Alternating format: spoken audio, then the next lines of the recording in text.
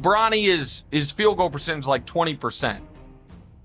He hasn't shot much, but I think he's, I think he's 2 for 11. When it comes to the Bronny James situation, it feels like the story changes every single day. Look at what was done to them, but that's where Dalton connect. Bronny James lines it up. Michael Ray, Magic Johnson said, boy, he played like me. That's what he's been as a pro. One week there's a new headline, the next week there's another narrative pushing the idea that he's already a legit NBA player. Whole point is, Bronny James has been a slightly above average late second round pick. But when you actually watch the games, when you really pay attention to what's happening on the court, the picture looks very different. The eye test tells one story and the numbers tell the same one. If we are going to be fair and we are going to look at this objectively, we should say, hey, how does his production up to this point in the season compare to the other guys drafted in the second half of the first round? Luka seeing numbers to kick out. Here's Bronny James. Totally wide open. Right now, Bronny James simply hasn't shown the level of production you normally expect from a solid NBA player or even from a dependable bench contributor. And the reaction around him makes the whole thing even louder. Every time he makes a basic layup, every time he knocks down a jump shot, the celebration online explodes like someone just hit a game winner in the NBA Finals. So if you go picks 45 through, I think there were only 58 in that draft, oddly, instead of 60. And you're like, oh, so of those 14 guys, 7 of them are not on an NBA roster. Feels over the top, and fans watching closely can see that the response doesn't always match the moment. Calling out that reality doesn't make someone a basketball genius or some kind of savant. It just means they're willing to say what many people are already thinking and noticing while watching the game. And when you look at the numbers, the situation becomes even clearer. Compared with the rest of the league, Bronny's current statistical rankings sit near the very bottom among players who see real minutes. Out of 327 NBA players who average at least 10 minutes per game and have appeared in at least 5 games, Bronny's placement is rough. Points per game, 325. Field goal percentage, 324. 2-point percentage, 321. True shooting percentage, 326. Pick 47 has not played, is not on a roster. Pick 48 has played 11 minutes. Pick 49, pick 50, pick 51 has not played or on G League teams. Pick 52, Quentin Post, has actually been solid for the Warriors. And pick 53, Cam Spencer's been solid for the Grizzlies. Pick 54, not on a roster. Pick 55, Bronny. Pick 56, pick 57, G League, or not on a roster. Those numbers tell a tough story, and they highlight how far he still has to develop before becoming a reliable NBA contributor. Now, when it comes to the people defending Bronny James online, let's keep it real for a second. There aren't actually that many die-hard Bronny fans yet. What you mostly see are passionate LeBron supporters who by default also defend Bronny and everything connected to him. It's loyalty by association, and it shows up everywhere in sports debates. A perfect example is someone like Nick Wright, one of the loudest voices in sports media when it comes to defending the LeBron side of any discussion. Whole point is, Bronny James has been a slightly above average late second round pick. I disagree. That's what he's been as a pro. A slightly above average late second round pick. That's it. So stopping that clip right there for a moment, Nick Wright's argument that Bronny ranks among the better players at the back end of his draft class doesn't fully hold up when you look deeper. Historically, a large number of players selected in the later part of the draft struggle to stay in the league long term. That reality makes the comparison a lot less convincing once you step back and look at the bigger picture. That's not some kind of smoking gun proof that Bronny James clearly belongs in the NBA. If anything, it actually points in the opposite direction. What it really suggests is that Bronny James is getting far more patience, more room to struggle, and far more chances than the typical late draft pick ever receives. And the reason is obvious. His name carries massive weight around the league. Bronny against B.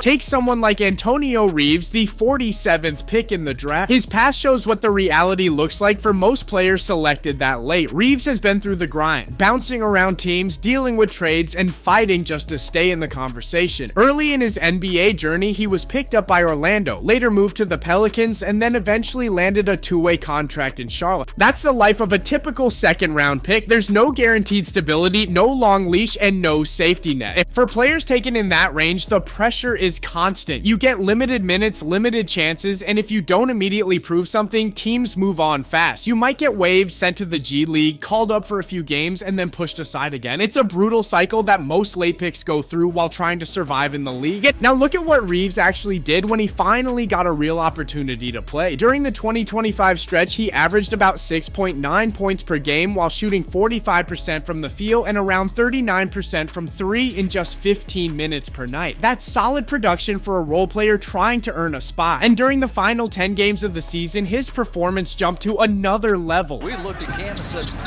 "It's the biggest dude on the field." Yeah, he is a big quarterback.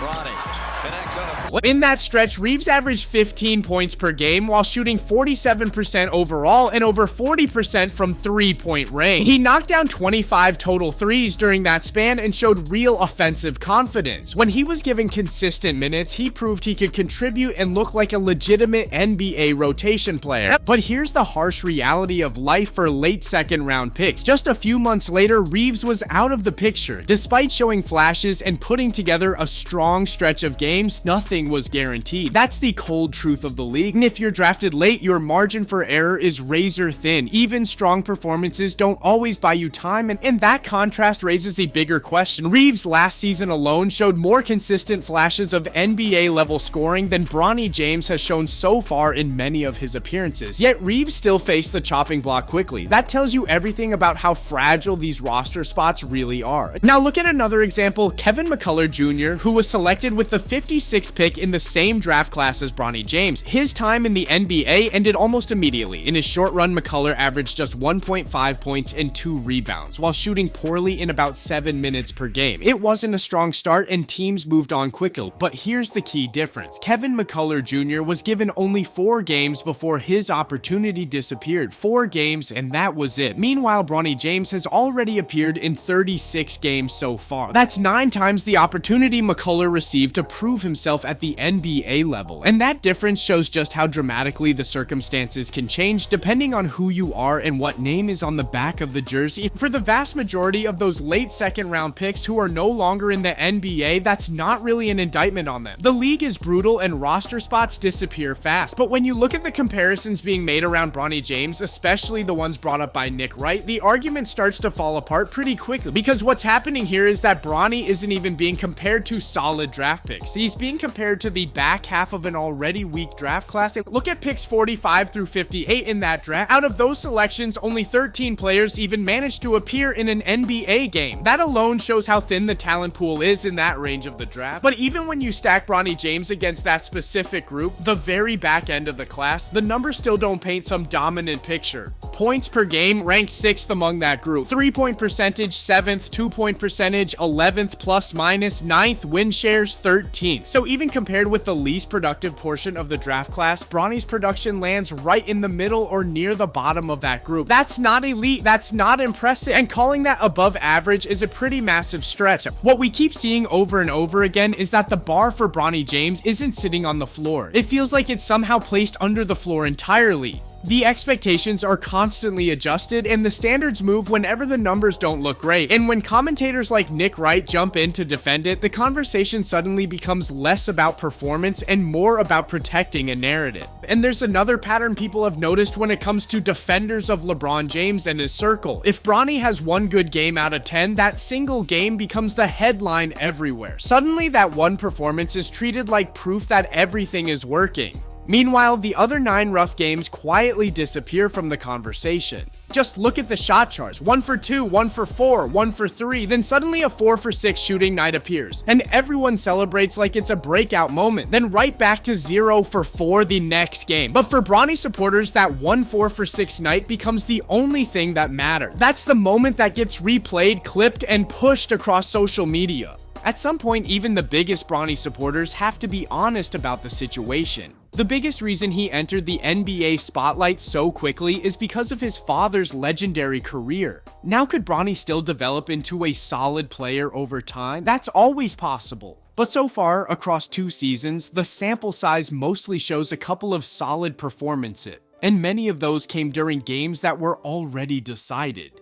Maybe 10 games, maybe 15. If the window is tiny, maybe 10 games, maybe 15. If the performance isn't there quickly, teams move on. Sometimes players might get 20 or 25 games if the team is patient, but that's already considered generous. And if a player struggles during that short window, the league moves fast. The roster spot disappears, the opportunity closes, and suddenly the next chapter of their career might be overseas, Europe, Greece, or another international league where players continue their professional journey. If you enjoyed this breakdown and want more NBA deep dives like this, make sure to like the video and subscribe to the channel. There's always another story around the corner, and the next debate might be even bigger. Thanks for watching, and I'll see you on the next one.